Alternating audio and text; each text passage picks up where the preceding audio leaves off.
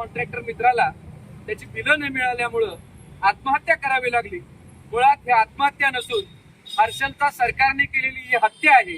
याकडे आम्ही गांभीर्याने लक्ष वेधण्यासाठी आज हे आंदोलन करीत आहोत। या माध्यमातून आजूबाजूच्या भागामधून आम्ही भीक गोळा करून सरकारला पाठवून देत आहोत, जेणेकरून सरकारकडे या कंत्राटदारांची बिलं देण्यासाठी पैसा नाही आहे। मग तो पैसा आम्ही भीक गोळा करून सगळे युवक कार्यकर्ते आज महाराष्ट्राच्या मुख्यमंत्र्यांना पाठवत आहोत आणि या माध्यमातून एक विनंती करतोय, जर आपल्याकडे पैसा नसेल, आपल्याला सरकार चालवता येत नसेल, तर माझ्या महाराष्ट्रातल्या युवकांच्या बांधवांच्या होणाऱ्या या आत्महत्या रोखण्यासाठी संबंध महाराष्ट्रातील राष्ट्रवादी युवक काँग्रेसचा कार्यकर्ता रस्त्यावर उतरून लोकांच्याकडून भीक मागेल, पण तुम्हाला पैसे पाठवून देईल। माझ्या या कंत्राटदारांच्या कॉन्ट्रॅक्टदारांच्या होणाऱ्या आत्महत्या थांबवा, शेतकऱ्यांच्या होणाऱ्या आत्महत्या, शेतकरी जे हवालदिल झालेले आहेत यांच्याकडे तुम्ही बारकाईने लक्ष द्या। महाराष्ट्रातला युवक बेरोजगार होतोय, या सगळ्या गोष्टीकडे सरकारने लक्ष दिलं पाहिजे।